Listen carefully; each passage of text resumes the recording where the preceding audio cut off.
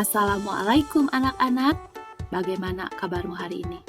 Mudah-mudahan kalian dalam keadaan sehat dan tetap semangat mengikuti pembelajaran.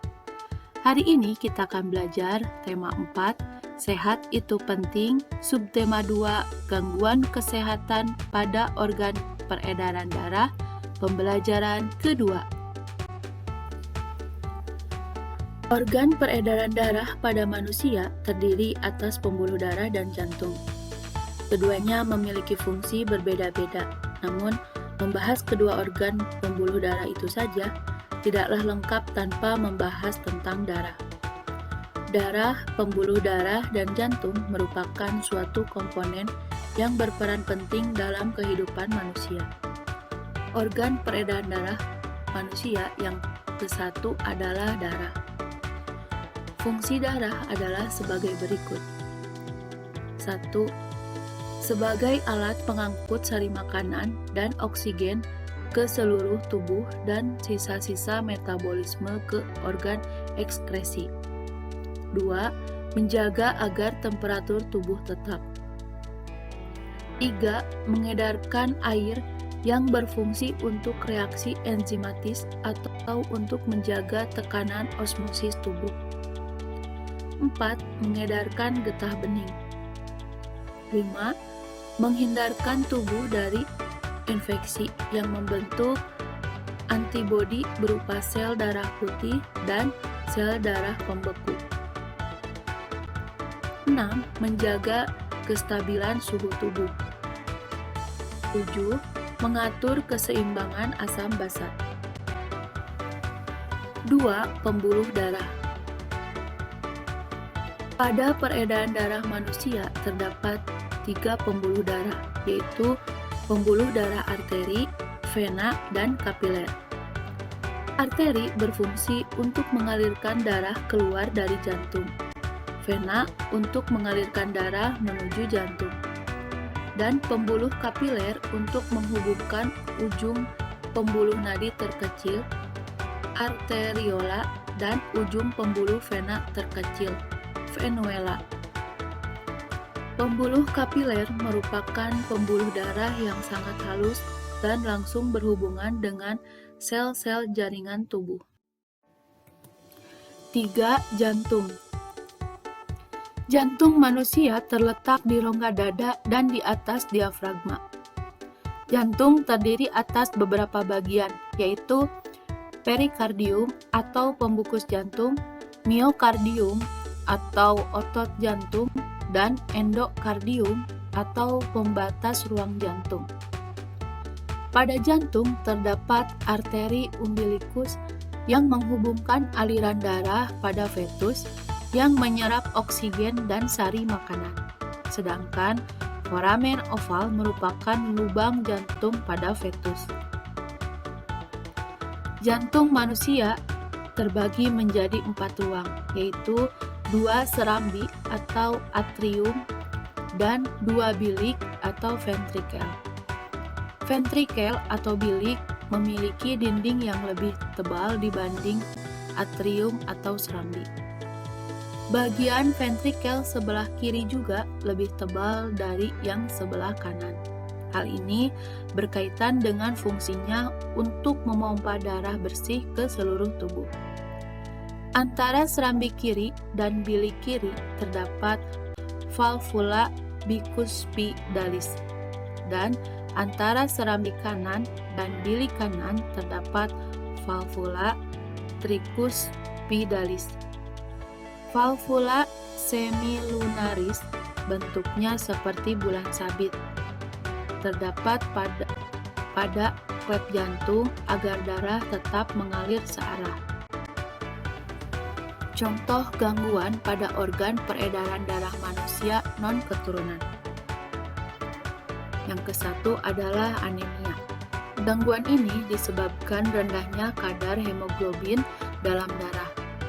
Rendahnya kadar hemoglobin dapat disebabkan makanan yang dikonsumsi kurang mengandung zat besi. Ciri-ciri penderitanya adalah mudah lelah dan sering merasa pusing. 2. Tekanan darah rendah atau hipotensi. Gangguan ini disebabkan terjadinya penurunan tekanan darah. 3. Tekanan darah tinggi atau hipertensi. Gangguan ini disebabkan naiknya tekanan darah yang diantaranya diakibatkan oleh penyempitan pembuluh darah. Yang keempat, kanker darah atau leukemia.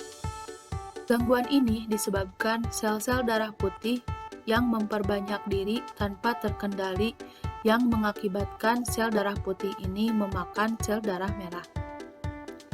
Yang kelima, jantung koroner, yaitu suatu gangguan jantung disebabkan oleh penumpukan lemak darah atau kolesterol pada arteri koronaria. Faktor gangguan peredaran darah karena faktor keturunan. Yang ke-1, hemofilia. Gangguan ini disebabkan adanya kelainan yang menyebabkan darah sulit membeku jika terjadi luka. Yang kedua, talasemia. Pada gangguan ini, bentuk sel darah merahnya tidak beraturan. Hal ini menyebabkan daya ikat sel darah merah terhadap oksigen dan karbon dioksida menjadi berkurang. Usaha mencegah terhadap gangguan alat peredaran darah ialah dengan melakukan pola hidup sehat.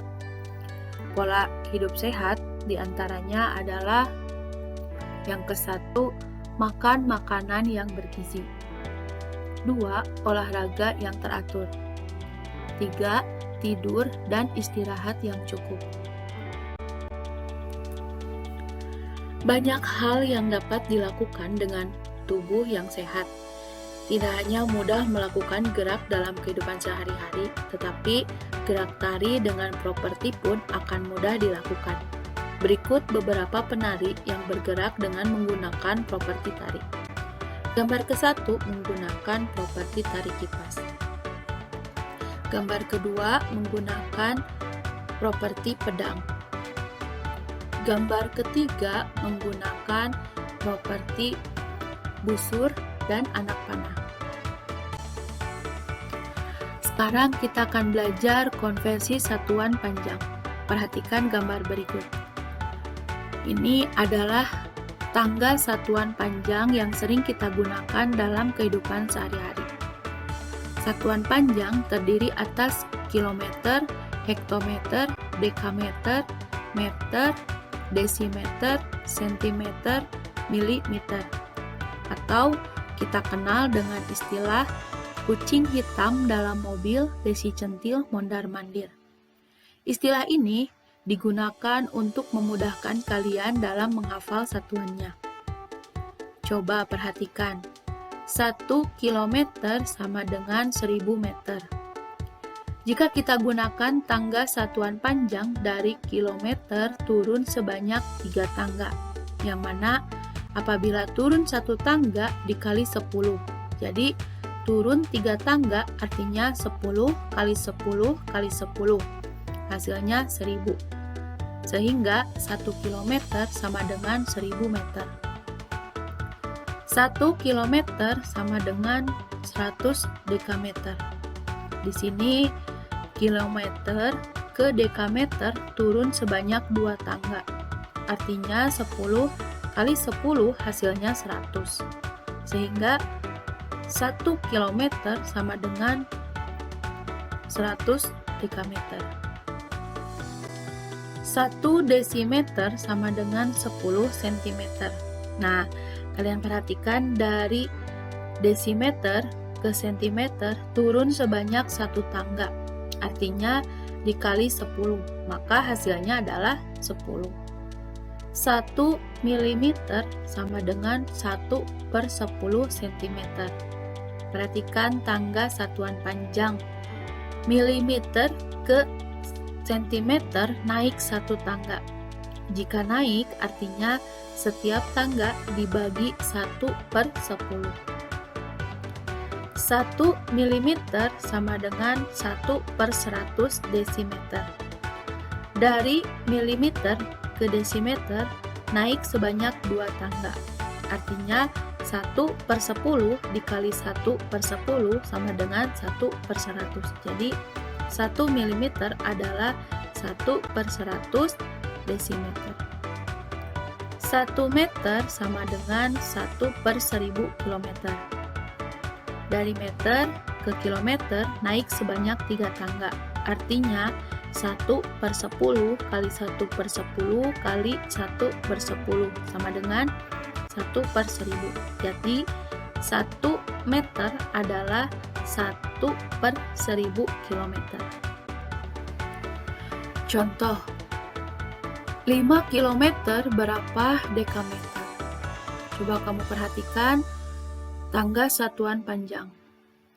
Dari kilometer ke dekameter turun sebanyak 2 tangga. Artinya 10 kali 10 adalah 100. Sehingga 5 dikali 100 adalah 500. Jadi 5 kilometer adalah 500 dekameter. 4000 desimeter berapa hektometer? Nah, dari desimeter ke hektometer naik sebanyak 3 tangga. Artinya 1/10 kali 1/10 kali 1/10 sama dengan 1/1000. Sehingga 4000 dikali 1/1000 hasilnya adalah 4. Jadi 4000 desimeter sama dengan 4 hektometer.